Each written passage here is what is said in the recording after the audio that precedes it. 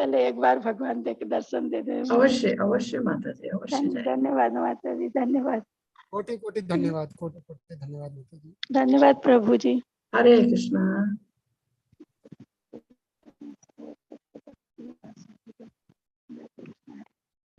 हरे कृष्णा। भगवत गीता के 16वें अध्याय में हम है जो है दैव असुर साधन विभाग योग, दैवी और आसुरी स्वभाव। जैसे हमने कल भी पढ़ा था, उसके लिए ये अक्षत वृक्ष के बारे में, तीनों गुणों के बारे में आज जो दिया है कि इस भौतिक जगत के लिए कि कुछ तो पुरुष हैं जिनमें दैवी गुण है, दैवी गुणों से युक्त हैं, और कुछ हैं दैवी गुण आप समझिए तमोगुण से युक्त, ये जो है आसुरी स्वभाव वाले लोग। इन दोनों की इस पूरे अध्याय में चर्चा की गई है। और पहले इसमें 3 श्लोक एक साथ है। श्री भगवान वाच अवयम सत्वम शुद्धि ज्ञान योग व्यवस्थिति दानम दमश्च यज्ञस्य स्वाध्यायस्तप आर्जवम अहिंसा सत्यम क्रोधस् त्यागः शांति पैशनम दया भूतेषु लोलुप्तम मार्दवम ईर चापलम तेजः क्षमा धति शौचम द्रोहो नातिमानिता भवन्ति संपदम दैवी विजातस्य भारत। कहा है, भगवान ने कहा है, हे भरतपुत्र, अर्जुन को कह रहे हैं, ये जो गुण है ये दैवी गुण देव तुल्य पुरुषों में पाए जाते हैं। जैसे है निर्भयता, आत्मशुद्धि, आध्यात्मिक ज्ञान का अनुशीलन, दान,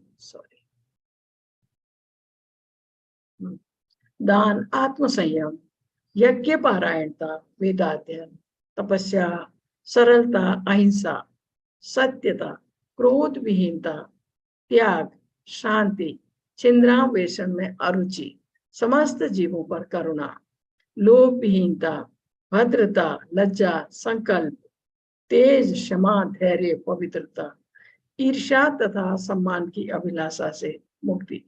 ये सारे दिव्य गुण हैं जो दैवी प्रकृति से संपन्न देव तुल्य पुरुषों में पाए जाते हैं। ये गुण बताए हैं जो देव तुल्य पुरुष हैं उनमें पाए जाने वाले ये गुण हैं। इसमें बताया गया है दैवी गुण या दैवी प्रवृत्तियों से युक्त व्यक्ति के प्रसंग में प्रयुक्त ये जो दिया गया है सर, दैवी प्रकृति से संपन्न देव तुल्य पुरुषों में पाए जाने वाले गुण का वर्णन इस अध्याय में हुआ है। कहा है ये गुण जो है दैवी गुण वर्णाश्रम धर्म के अनुसार, जैसे वर्णाश्रम भगवान ने वर्णाश्रम की व्यवस्था की, ब्राह्मण, क्षत्रिय, वैश्य, शूद्र, ब्रह्मचारी, गृहस्थ, वानप्रस्थ और सन्यास। तो इसमें ये बताया गया है इस अध्याय में कि ये जो देवतुल्य गुण है, ये जो सन्यासी है, इसमें सन्यासी को सबसे ऊपर बताया गया है। जैसे ब्राह्मण दोनों, जैसे आपका वैश्य और शूद्र, इसमें ब्राह्मण सबसे ऊपर है, ब्राह्मण, क्षत्रिय, वैश्य, शूद्र, इसमें ब्राह्मण सबसे श्रेष्ठ माना गया है। लेकिन जो ये सन्यासी है, सन्यासी ब्राह्मण से भी श्रेष्ठ है, क्योंकि देखिए ब्राह्मण सतोगुण तक ही है।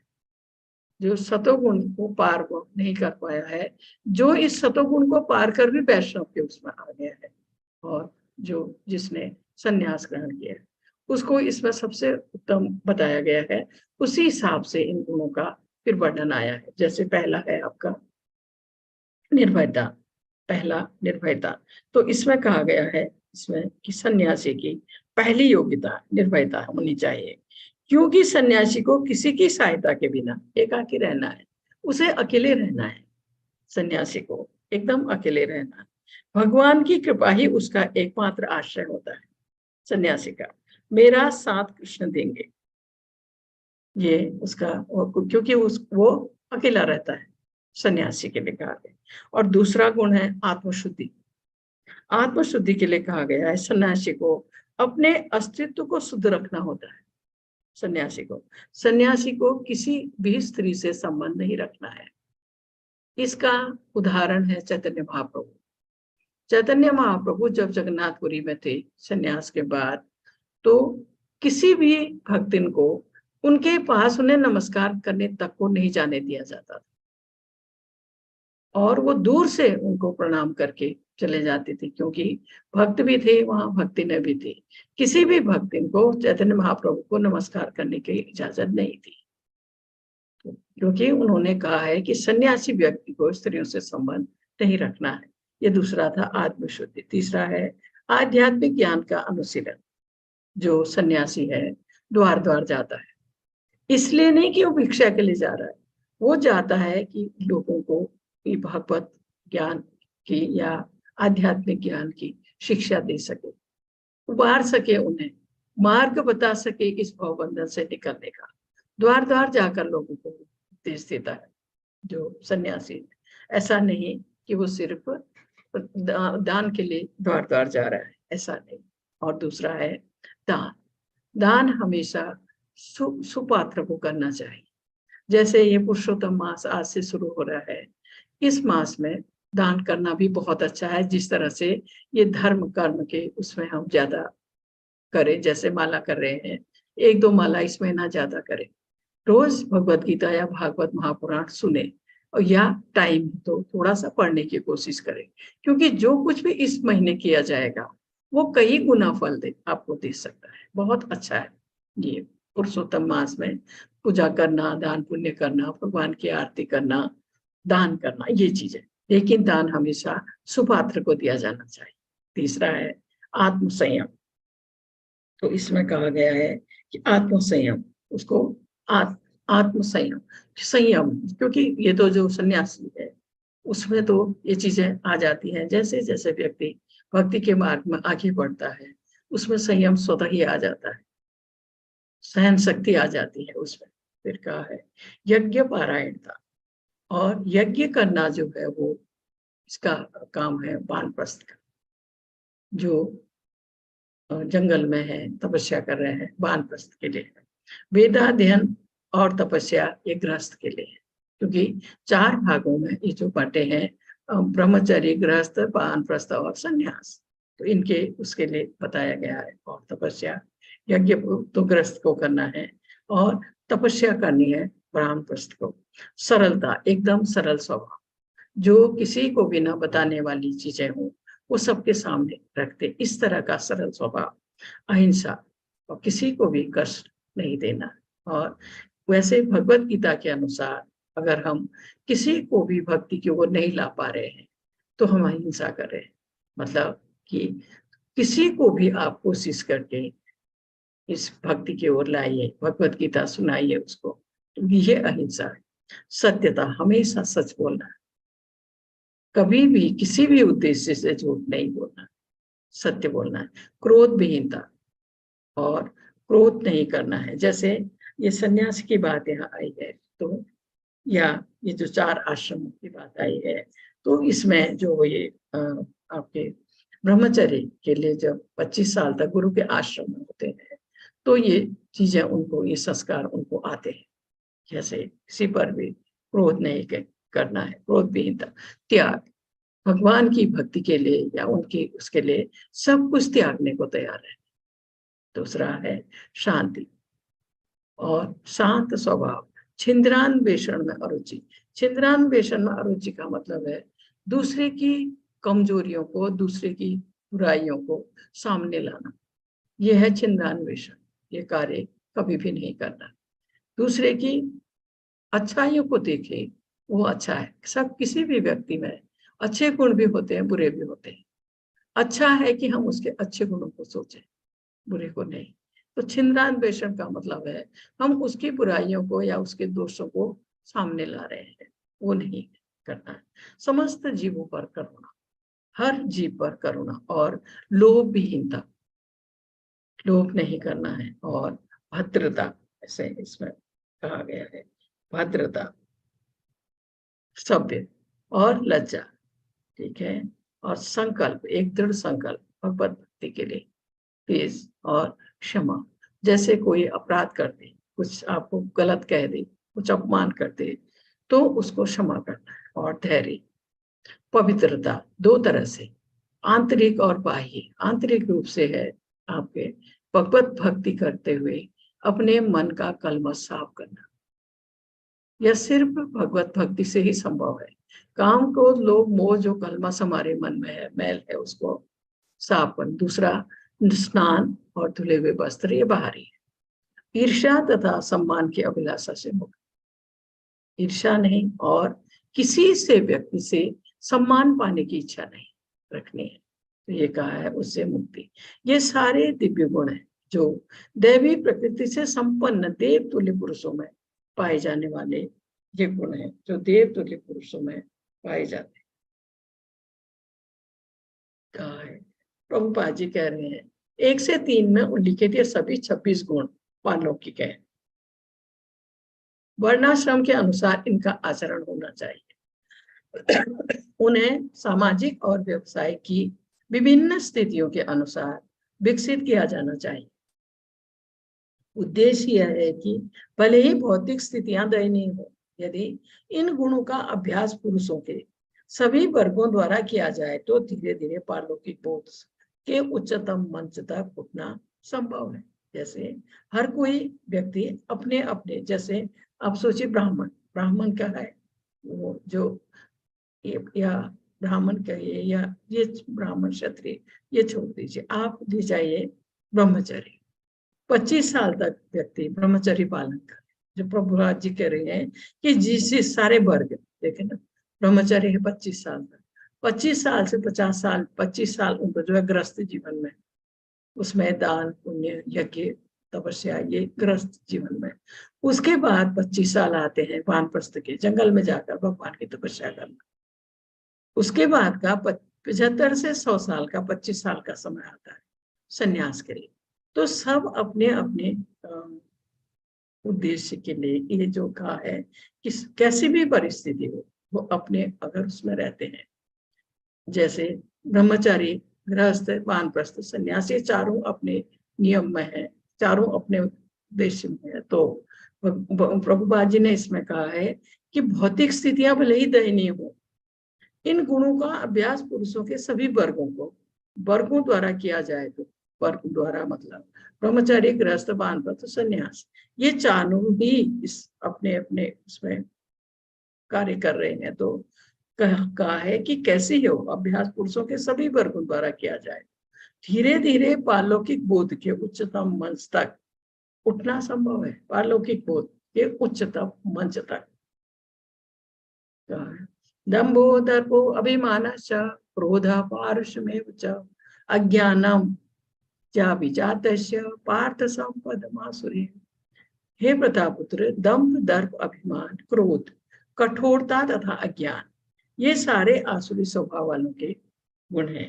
पहले हमने पढ़े 26 गुण दैवी स्वभाव वालों के, और ये है आसुरी स्वभाव वालों के। ये गुण कहाँ है? आसुरी स्वभाव वाले लोग धर्म तथा आत्मविद्या की प्रगति का आडंबर रचते हैं। आसुरी प्रवृत्ति के लोग आडंबर रचते हैं, भले ही वे उन सिद्धांतों का पालन न करते हो। ऐसे लोग प्रचुर संपत्ति का अधिकारी होने का दंभ भरते हैं। वे चाहते हैं कि अन्य लोग उनकी पूजा करें, सम्मान करें, भले ही वे सम्मान के योग्य ना हो। ऐसे लोग छोटी छोटी बातों पर क्रुद्ध हो जाते हैं। वे नम्रता से नहीं बोलते हैं, किसी प्रमाण को नहीं मानते हैं। ऐसे लोग यह नहीं जानते कि उन्हें क्या क्या करना चाहिए, क्या नहीं करना चाहिए।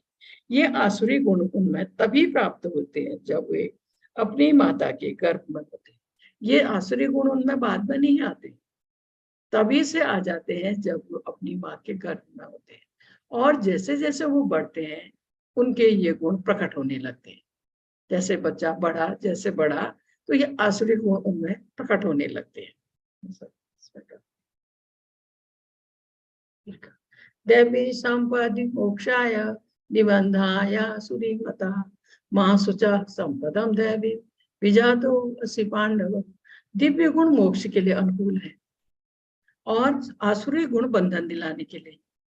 हे पांडु पुत्र, तुम चिंता मत करो, क्योंकि तुम दैवी गुणों से युक्त होकर जन्मे हो। इसमें कहा है दिव्य गुण जो 26 गुण है वो मोक्ष के लिए अनुकूल है, उनसे व्यक्ति की मोक्ष मिल सकता है उसे, इन 26 गुणों के होते हुए। और आसुरी गुण जो है वो बंधन दिलाने के हैं, वो और बांधते हैं हमें इस भव बंधन से। निकलना तो दूर और बांधते थे।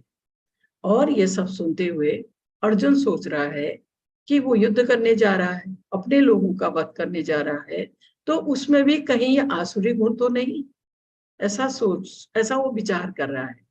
तब भगवान ने कहा कि पांडुपुत्र, तुम चिंता मत करो, क्योंकि तुम दैवी गुणों से युक्त होकर जन्मे हो। ने कहा कि तुम में दैवी गुण है, और जो युद्ध करना है वो उसका कर्तव्य है, क्योंकि वो क्षत्रिय है। क्षत्रिय का कर्तव्य है युद्ध करना और शासन करना। तो भगवान ने समझाया कि तुम चिंता मत करो, क्योंकि तुम दैवी गुणों से युक्त होकर जन्मे। कहने का मतलब है तुम्हें दैवी गुण है। जो भूत सर्गो लोके अस्मिन् अस्मिन् दैवासुरे च देवो विस्तरस्ता प्रोक्ता आसुरम पार्थ में सुनो। हे प्रतापुत्र, इस संसार में सज्जित प्राणी दो प्रकार के हैं। इस संसार के सज्जित प्राणी जो है वो दो प्रकार के हैं, दैवी तथा आसुरी। मैं पहले ही विस्तार से तुम्हें दैवी गुण बतला चुका हूँ। अब मुझसे आसुरी गुणों के विषय में भगवान कह रहे हैं, अब मैं तुम्हें आसुरी गुणों के बारे में बताऊंगा। पहले जो 26 गुण थे वो दैवी पुरुषों में थे, तो अब आसुरी पुरुषों की बात आई है। आसुरी गुणों के बारे में बता रहे हैं भगवान कि इस संसार में बुद्धिजीव दो श्रेणियों में बटे हुए हैं। कुछ तो दैवी गुणों से युक्त है, कुछ आसुरी गुणों से। लेकिन ये जो दोनों तरह के प्राणी हैं, दैवी गुण और आसुरी गुण वाले, ये प्रजापति के पुत्र हैं। दोनों तरह के जो प्राणी ये प्रजापति के पुत्र हैं। कुछ में दैवी गुण है और कुछ में आसुरी गुण है। दो हिस्सों में इनको बांटा गया है, इसमें कहा गया है। और ये जो आसुरी प्रवृत्ति के लोग हैं, ये भगवान को नहीं मानते हैं, नियमों को नहीं मानते हैं, और जो आपके हैं ये शास्त्रों को नहीं मानते हैं, अपनी सनक के अनुसार कार्य करते हैं। जो इनके अधीनस्थ लोग हैं उनसे अपना सम्मान, अपनी पूजा कराते हैं। इस तरह के ये गुण है इनमें। ये अभी और विस्तार से इसको भगवान बता रहे हैं। तो प्रवृत्ति च निवृत्ति च जनाना विदुरासुरा न स्वचम नापि चाचारो न सत्यम तेषु विद्यते। जो आसुरी है वे यह नहीं जानते कि क्या करना चाहिए, क्या नहीं करना चाहिए। उनमें न तो पवित्रता है, न उचित आचरण है, और न ही सत्य पाया जाता है। आसुरी प्रवृत्ति के जो लोग हैं उनमें न तो पवित्रता है, वो अपने को पवित्र नहीं रखते हैं, न ही उचित आचरण करते हैं, और तीसरा न ही उनमें सत्य पाया जाता है। ये कहा गया है आसुरी प्रवृत्ति के लोगों के लिए।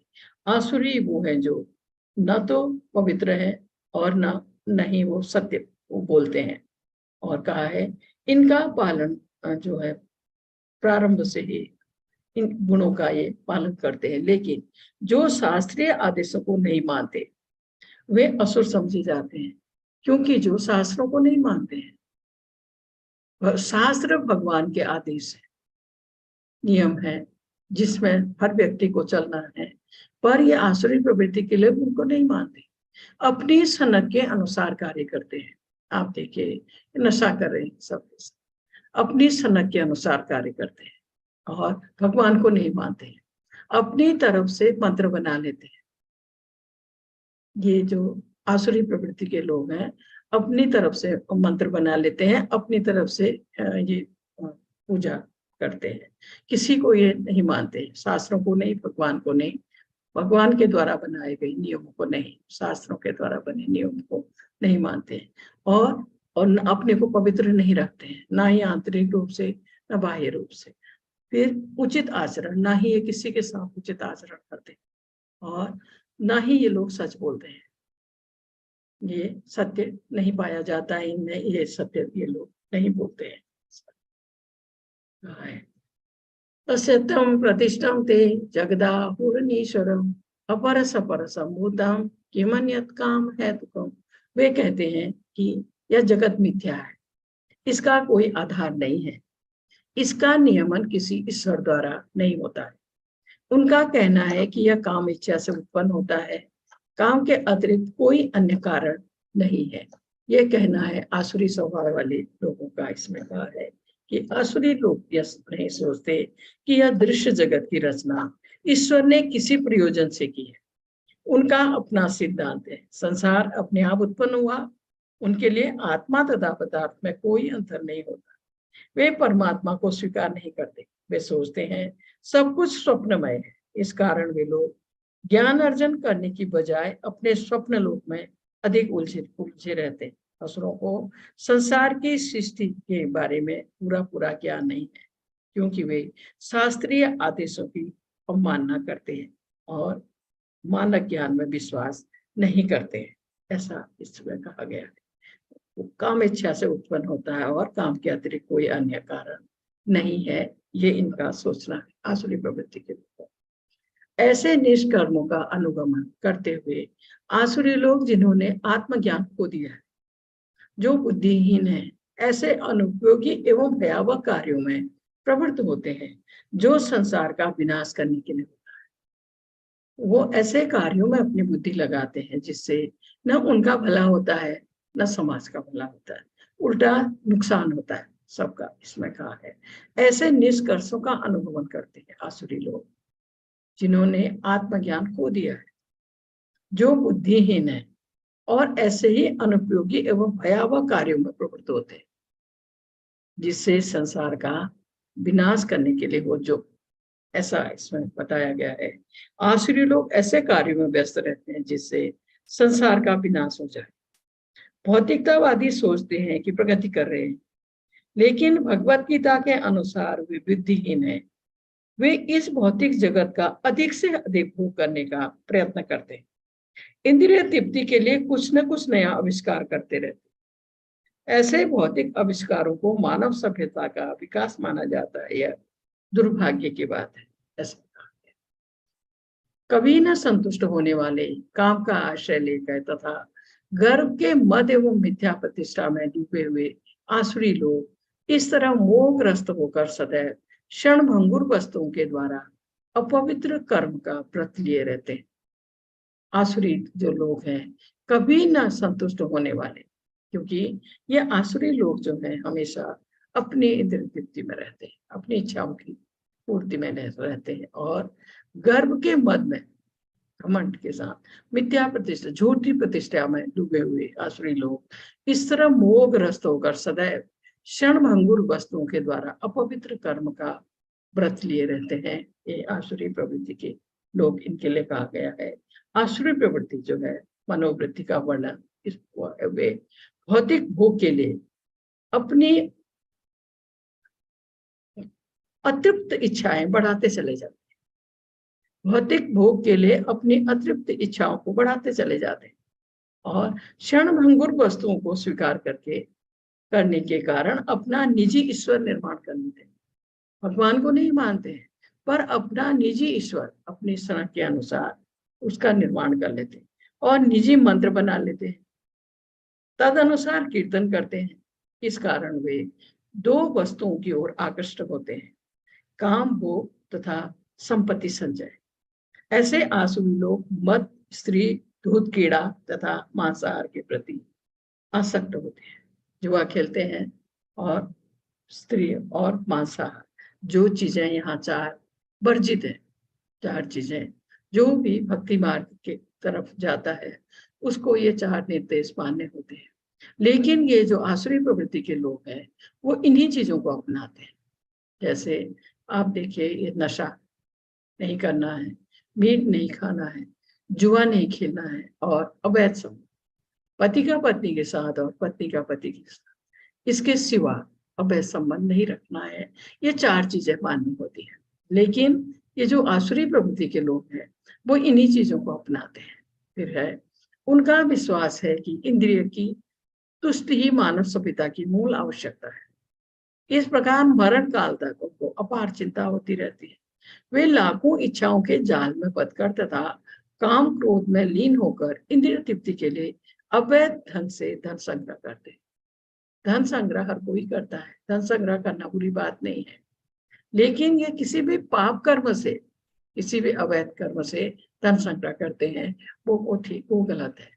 और इसको किसी भी पापपूर्ण कृत्य से और अपनी इंद्र तृप्ति के लिए वो हमेशा अपने इंद्र तृप्ति में लगा रहना चाहते हैं।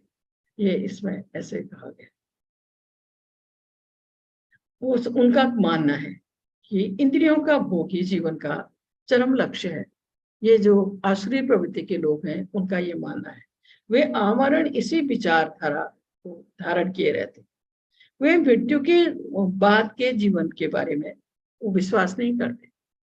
उनका कहना है यही है जीवन जो है। ऐसा आपने भी सुना होगा, मैं भी सुनती हूँ, सब कुछ यही होता है, आगे कुछ नहीं। ऐसी विचारधारा होती है आसुरी प्रवृत्ति के लोगों की। और प्रकृति के नियम किसी को निश्चित अवधि के आगे क्षण भर भी भोग करने की अनुमति नहीं देते। आसुरी लोग ईश्वर या परमात्मा में श्रद्धा नहीं रखते हैं। वे यह नहीं जानते कि किन उनके अंदर एक साक्षी बैठा है, साक्षी गवाह बैठा है जो उनकी हर हरकत को नोट कर रहा है। इसके बाद आने वाला जीवन का कैसा हो सकता है, लेकिन वो ना आने वाले जीवन को मानते हैं ना किसी भगवान को मानते हैं। इसलिए वो ऐसे मनमाने कृत्य करते हैं जिनसे बाद में अभी कहा है कि वो निम्न योनि में वो चले जाते हैं। धीरे धीरे जैसे आप समझे मनुष्य से पशु पक्षी कीड़े मकोड़े इस तरह से वो निम्न से निम्न योनियों में फिर ये चले जाते हैं। और फिर कहा है आसुरी व्यक्ति सोचता है आज मेरे पास इतना धन है और अपनी योजनाओं से मैं और अधिक धन कमाऊंगा। इस प्रकार मेरे पास इतना है किंतु भविष्य में वो बढ़कर और अधिक हो जाएगा। वह मेरा शत्रु है, मैंने उसे मार दिया और इसी तरह अन्य शत्रु भी मार दिए जाएंगे। मैं सभी वस्तुओं का स्वामी हूँ, मैं भोगता हूँ, सिद्ध शक्तिमान तथा सुखी हूँ। मैं सबसे धनी व्यक्ति और मेरे आसपास मेरे कुलीन संबंधी हैं। कोई अन्य मेरे समान शक्तिमान तथा सुखी नहीं है। मैं यज्ञ करूंगा, दान दूंगा, इस तरह आनंद मनाऊंगा। इस प्रकार ऐसे व्यक्ति अज्ञान बस मोहग्रस्त होते रहते हैं। ये इसमें कहा गया है आसुरी व्यक्ति के लिए जो वो किसी भी पापपूर्ण कृत्य से धन संग्रह करता है। वो ऐसा सोचता है कि इस धन के बल पर वो सब कुछ कर लेगा। और ये भी कि वो अपने धन संग्रह को बढ़ाता जाता है और शत्रुओं के लिए उसको मैंने मार दिया और मेरे अन्य शत्रु भी मार दिए जाएंगे। मैं सभी वस्तुओं का अपने को स्वामी समझता है। भोक्ता हूँ, स्वामी हूँ, सिद्ध शक्तिमान तथा सुखी हूँ अपने मन से। मैं सबसे धनी व्यक्ति हूँ, मेरे आसपास मेरे कुलीन संबंधी हैं। कोई अन्य मेरे समान शक्तिमान या सुखी नहीं है। और कहता है मैं यज्ञ करूंगा, दान दूंगा तथा इस तरह आनंद मनाऊंगा। ऐसे व्यक्ति अज्ञान बस मोहग्रस्त होते हैं क्योंकि उन्हें ज्ञान नहीं। ज्ञान उन्हें कैसे होगा, शास्त्रों को मानते ही नहीं है, न उन्हें मानते ही नहीं है और न भगवान को मानते हैं। तो ये तीन दुष्कृति यहाँ पर है, तीन लोगों के बारे में। तीन आसुरी प्रवृत्ति के लोग हैं हमारे सामने। पहला है हिरण्यकश्यप। हिरण्यकश्यप ये महान असुर है और प्रहलाद महाराज उनके पुत्र है।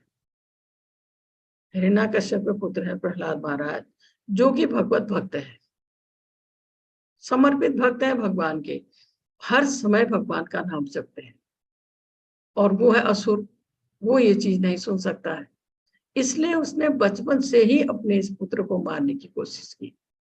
हिरण्यकश्यप ने प्रहलाद महाराज को मारने की हर कोशिश की, यहाँ तक कि बचपन में ही उनको जहर दिया गया।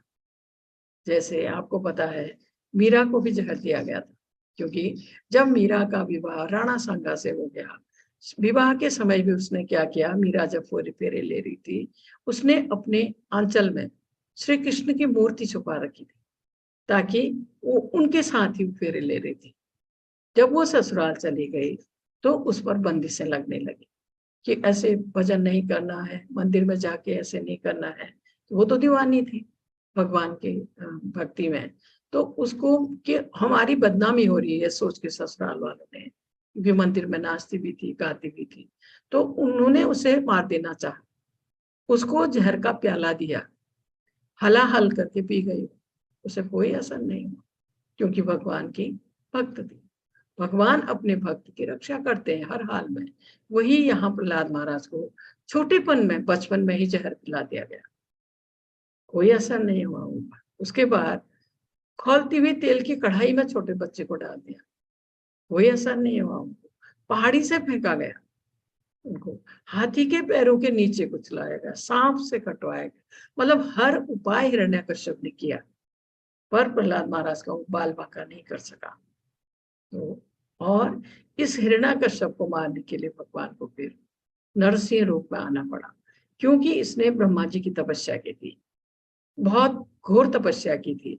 इस हिरण्यकश्यप के आधे शरीर को दीमक खा गई थी। ब्रह्मा जी जब आए, इसका पहला होता वर मांगो, इसको जब कहा तो इसने कहा मुझे अमर होना है।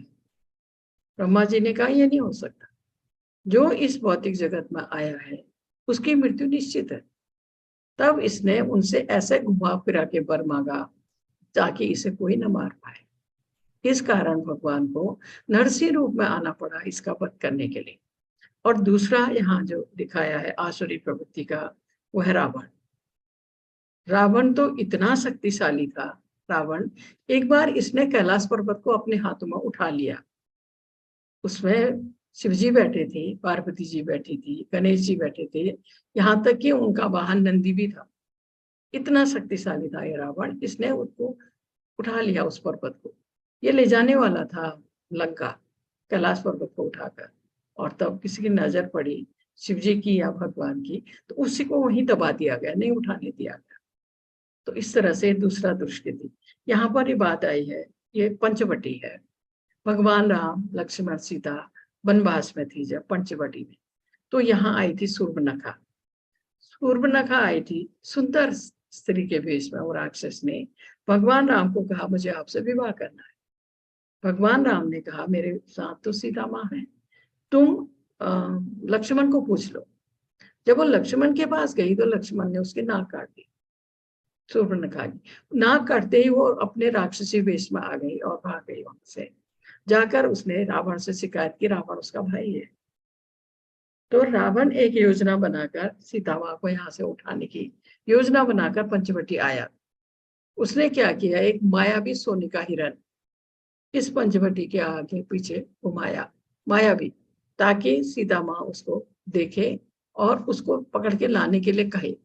दोनों बाहर जाए तो वो धोखे से इनको उठा ले जाए, ये उसकी योजना थी। ये सफल भी हुआ उसमें। तो वो हिरण को देखकर सीता माँ ने भगवान राम को बोला कि इसको पकड़ के लाइए। मारने के लिए नहीं कहा, पकड़ के लाइए, बहुत सुंदर है। भगवान ने बहुत समझाया पर वो नहीं मानी। तो वो गए। जैसे थोड़ी दूर पहुंचे थे तो उस हिरण ने ऐसी आवाज की, भगवान राम की आवाज में ऐसा दिखाया कि वो तकलीफ में है। तब सीता ने जबरदस्ती लक्ष्मण को भेज दिया, नहीं तो भगवान राम ने लक्ष्मण को कहा था तुम इनको अकेले छोड़ के मत आना, जबरदस्ती भेज दिया उसने। और तब आया रावण साधु के वेश में, और सीता माँ को कहा मुझे भिक्षा देने के। और उसने जब भिक्षा देने के लिए उसको वो आई तो उसको धोखे से उठाकर अपने पुष्पक विमान में रखकर लंका ले गया। ये दूसरा आसुरी प्रवृत्ति का व्यक्ति। और इसके बाद तीसरा आता है यहाँ पे कंस। देवकी वासुदेव का विवाह हुआ है, भाई होने के, देवकी का भाई होने के नाते इनको छोड़ने, इनके महल छोड़ने जा रहा है रथ में। तब इस आकाश मंडल से आवाज आई कि जिन्हें तुम छोड़ने जा रहे हो उनकी 8वीं संतान तुम्हारा वध करेगी। तो कंस ने उसी समय देवकी को मार देना चाहा, उसी समय। पर वासुदेव जी बहुत विद्वान व्यक्ति थे, उनके समझाने पर उस समय कंस ने उन्हें छोड़ दिया और कारागार में बंद कर दिया। ये 3 जो है आसुरी प्रवृत्ति के लोग, इनके बारे में फिर है अनेक चित्त विभ्रांता मोहजाल समावृता प्रसक्ता काम भोगेशु पतंती नरके असुच। इस प्रकार अनेक चिंताओं से उद्विग्न होकर तथा मोहजाल में बंधकर हुए इंद्रिय भोग में अत्यधिक आसक्त हो जाते हैं और नरक में गिरते हैं। इस तरह जो ये आसुरी प्रवृत्ति के लोग हैं वो चिंताओं से उद्विग्न होकर तथा मोहजाल में बंधकर इंद्रिय भोग में अत्यधिक आसक्त हो जाते हैं। और फिर ये नरक में गिरते हैं। आसुरी व्यक्ति की इच्छा असीम बनी रहती है, हमेशा अपनी संपत्ति के बारे में सोचता रहता है, ऐसी योजनाएं बनाता है जिससे उसकी संपत्ति का संग्रह बढ़ता ही जाए। इसी कारण वह किसी भी पापूर्ण साधन को अपनाने से झिझकता नहीं है। वह यह नहीं जानता कि उसे जो इस जीवन में लाभ हो रहा है वो उसके पूर्व जन्म में किए गए कर्मों का फल है। वो ये नहीं जानता है।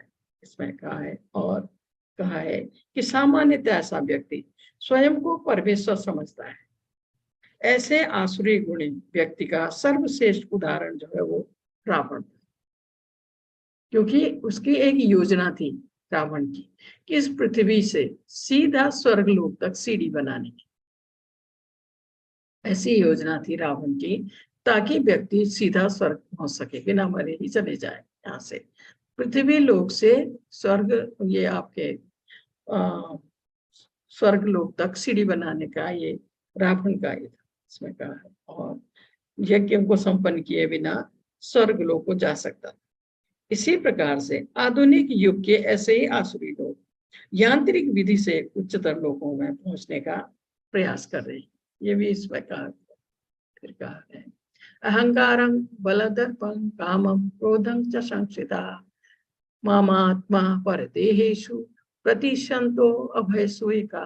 मिथ्या अहंकार, बल, दर्प, काम तथा क्रोध से मोहित होकर आसुरी व्यक्ति अपने शरीर में तथा अन्यों के शरीर में स्थित भगवान से ईर्ष्या और वास्तविक धर्म की निंदा करने लगते हैं।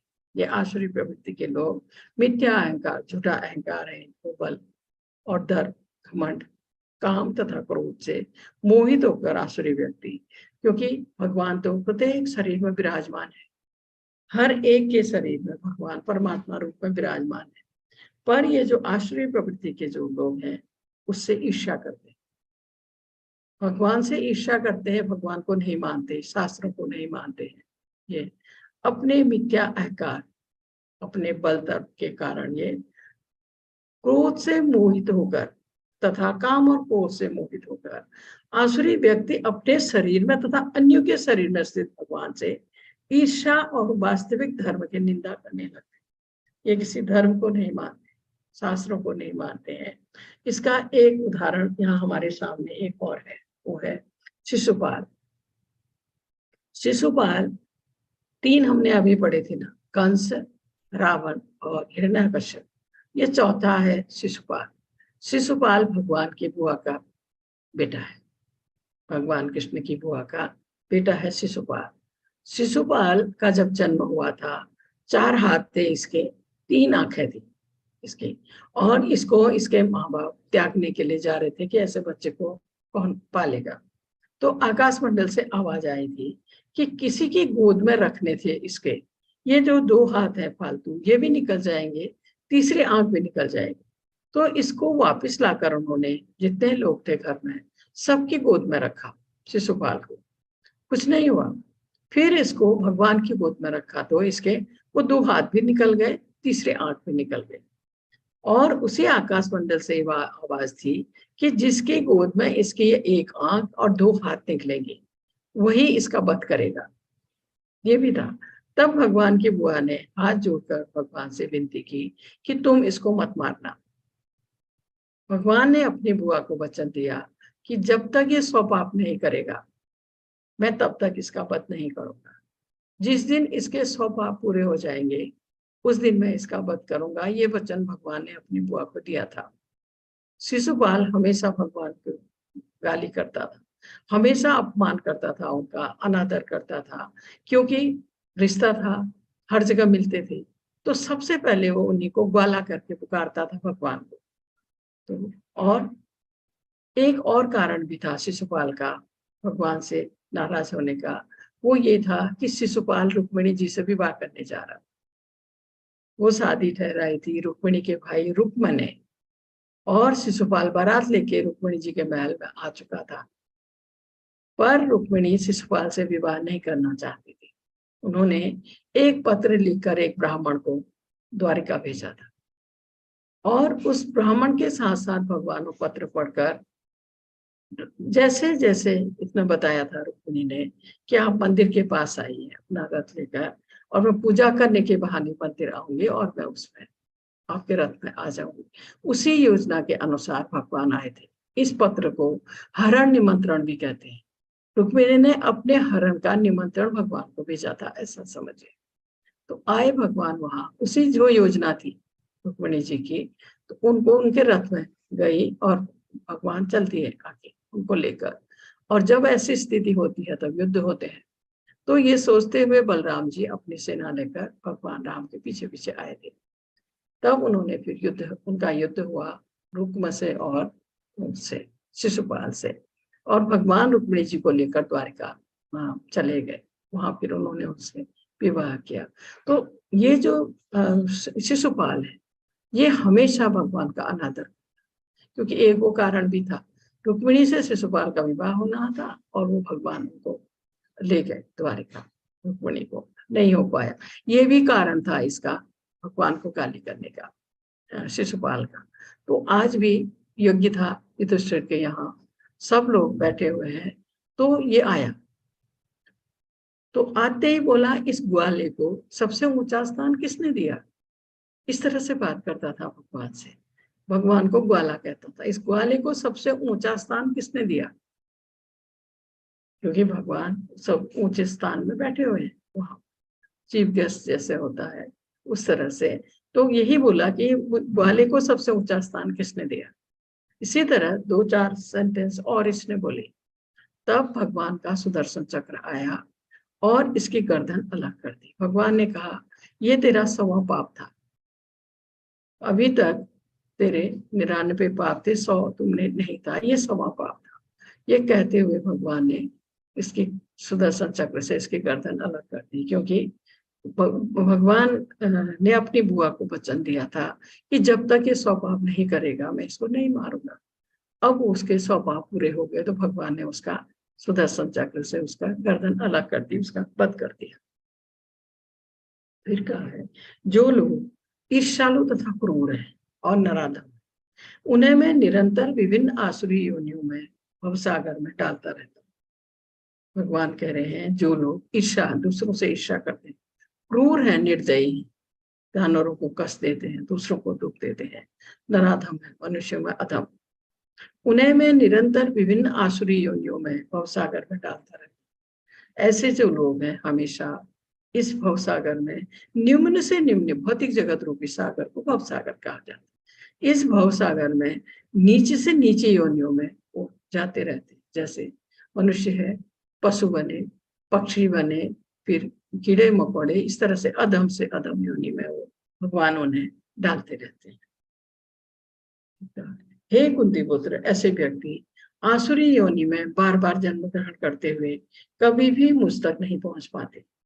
वे धीरे धीरे अत्यंत अधम गति को प्राप्त होते हैं। धीरे धीरे अत्यंत अधम गति, नीचे से नीचे इसको वो जाते रहते हैं। भगवान कह रहे हैं कि ऐसे व्यक्ति, आसुरी व्यक्ति आसुरी योनि में बार बार जन्म ग्रहण करते हुए, क्योंकि उनको ये इसी उस पर रह जाते हैं, कभी मनुष्य, कभी पशु, कभी पक्षी, कभी कीड़े, कभी मकोड़े, इसी योनियों को ग्रहण करते रहते हैं। कभी भी मुझ तक नहीं, कभी भी वो भगवान तक नहीं पहुंच पाते हैं, क्योंकि भगवान तक पहुंचने का रास्ता है भगवत भक्ति। ये तो भगवान को मानते हैं, न शास्त्रों को मानते हैं, तो ये भगवान तक कैसे पहुंच सकते हैं? कभी भी नहीं पहुंच पाते। धीरे धीरे अत्यंत अधम गति को प्राप्त होते हैं। अधम गति मतलब आप समझिए, मनुष्य योनि भी प्राप्त नहीं, पशु के योनि मिली, पशु से फिर और नीचे योनि, उससे फिर और नीचे योनि, उन अधम गतियों में ये यही इस भौतिक जगत में ये घूमते रहते हैं। इससे निकलने का कोई उपाय नहीं है, क्योंकि ये कभी भी भगवान तक नहीं पहुंच पाते। शास्त्रों को मानते हैं, न भगवान को मानते हैं। भगवान को मानना, उनका आदर करना तो दूर, अनादर करते हैं, इसलिए अधम गति को प्राप्त होते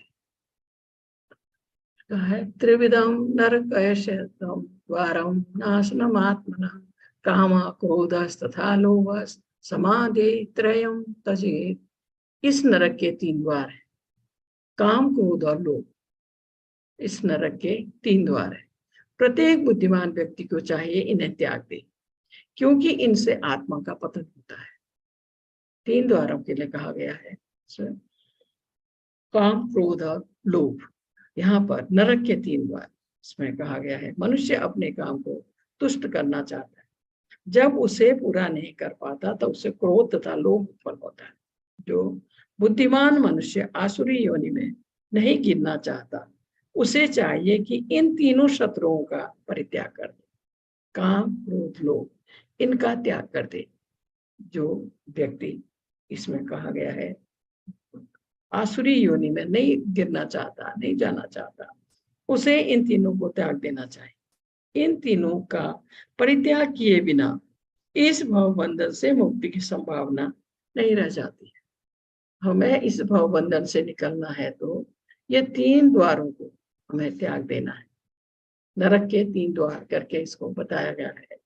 काम, क्रोध और लोभ, इनको त्याग देना के लिए कहा गया। एते विमुक्तः कौन्तेय तमो द्वारे स्त्रीभिर्नरः आचर्यात्तमकः श्रेय ततो यान्ति पराम गति। हे कुंती पुत्र, जो व्यक्ति इन तीनों नरक द्वारों से बच पाता है वह आत्म साक्षात्कार के लिए कल्याणकारी कार्य करता है। इस तरह क्रमशः परम गति को प्राप्त होता है। ये उसके लिए कहा गया है। जो इन तीनों द्वारों से बच पाता है या इन तीनों नरक के द्वारों को जो त्याग देता है, वो इनसे कैसे बच पाएगा? जब वो भगवत भक्ति करेगा, भगवान की भक्ति करेगा तो वो इन तीनों नरक द्वारों से बच पाएगा, क्योंकि वहां आत्म साक्षात्कार के लिए कल्याणकारी कार्य करता है और इस प्रकार क्रमशः परम गति को प्राप्त होता है, क्योंकि वो भगवान की भक्ति कर रहा है। जैसे दिखाया है, यह व्यक्ति सतोगुण में है, तमोगुण रजोगुण से हटकर सतोगुण में पहुंच गया है। इस व्यक्ति के लिए कहा गया है, क्योंकि ये अपने को शुद्ध रखता है दोनों तरह से, और आंतरिक और बाह्य भगवत भक्ति कर रहा है, शास्त्रों को पढ़ चुका है, इसको उसका ज्ञान है। सबसे बड़ी बात है भगवान की भक्ति में रत है और संयम है। इस कोई इसका मान करे या अपमान करे ये उत्तर नहीं देता है, सहन शक्ति आ गई है इस। ऐसी स्थिति जब है तब उसको गुरु की आवश्यकता होती है, और गुरु के निर्देशन में फिर वो एक एक कदम, जैसा गुरु ने बताया है, एक एक कदम बढ़ाता हुआ वो फिर परम गति या भगवत धाम को भी पहुंच सकता है, ऐसे कहा गया है। लेकिन सबसे पहले भगवत भक्ति करेगा तो वो इन तीनों नरक द्वारों से बच पाएगा, क्योंकि काम, क्रोध, लोभ, ये चीजें हैं। जब भगवान की भक्ति में कोई रत है तो धीरे धीरे ये कलमश उसके मन से धुल जाता है, उसका मन शुद्ध हो जाता है, और तब वो भगवत भक्ति में आगे बढ़ता हुआ वो यहाँ सतोगुण तक पहुंचता है। तब उसको गुरु की सहायता से वो फिर आगे बढ़ता है। ऐसा बताया।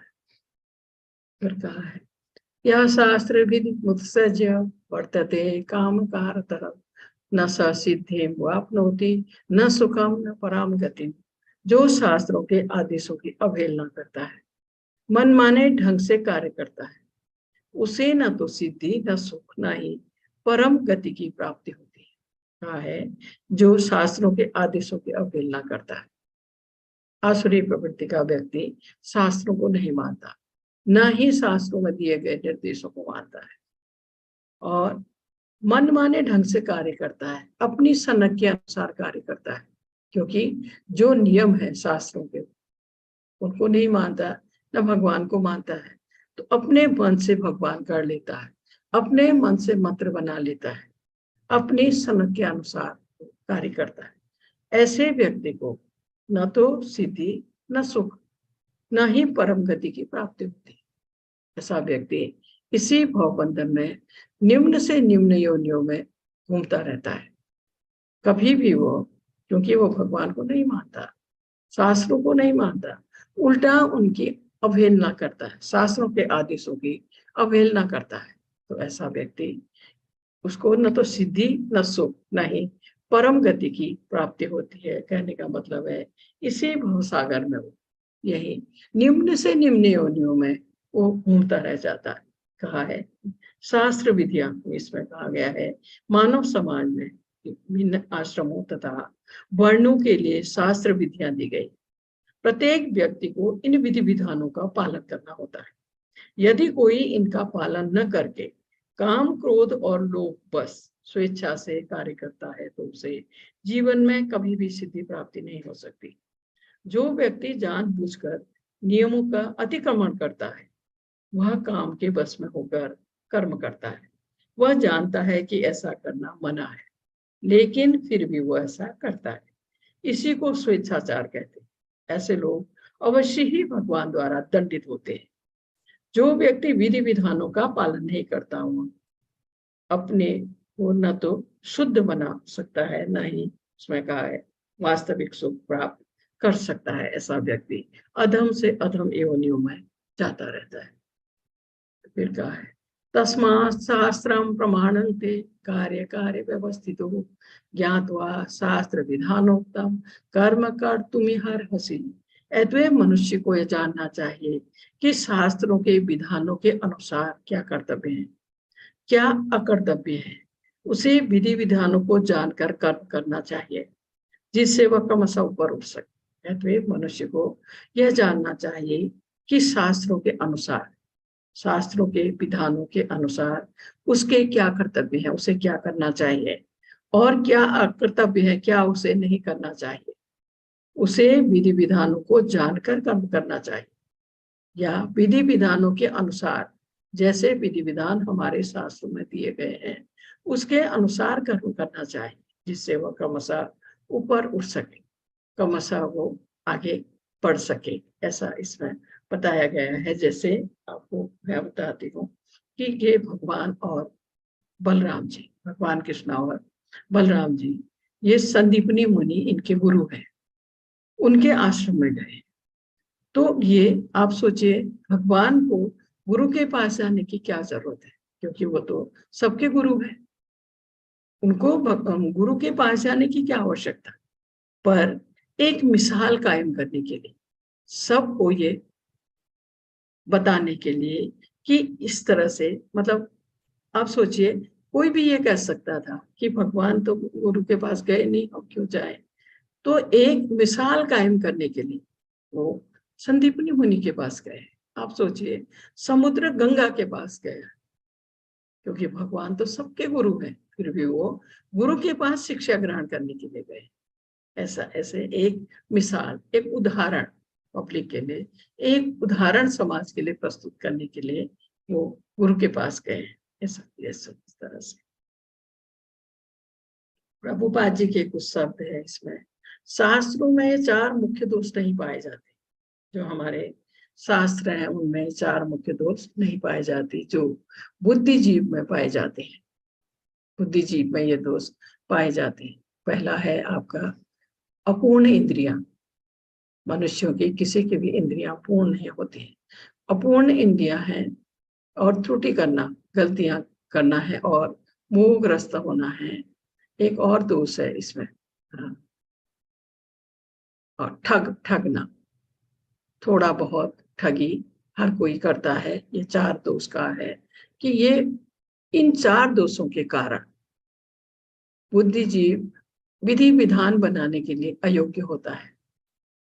ठीक है, अतः विधि विधान जिनका उल्लेख शास्त्र में होता है जो इन दोषों से परे होते हैं, सभी बड़े बड़े महात्माओं, आचार्यों तथा महापुरुषों द्वारा बिना किसी परिवर्तन के स्वीकार कर लिए जाते हैं। शास्त्रों के नियमों का पालन किए बिना कोई सिद्धि प्राप्त नहीं कर सकता। अतः जो शास्त्रों के तात्पर्य को वास्तव में समझता है वो भाग्यशाली माना जाता है। यह भौतिक प्रकृति 3 गुणों से बनी है। इसके पूर्व की भगवान के ज्ञान का मार्ग खुले मनुष्य को कम से कम सतोगुण तक ऊपर उठना होता है। दूसरों के लिए यदि उपयुक्त तथा प्रमाणिक गुरु का मार्गदर्शन प्राप्त हो जाता है तो उसका जीवन सफल हो जाता है, क्योंकि गुरु उच्च पद की ओर उन्नति का मार्ग दिखा सकते हैं।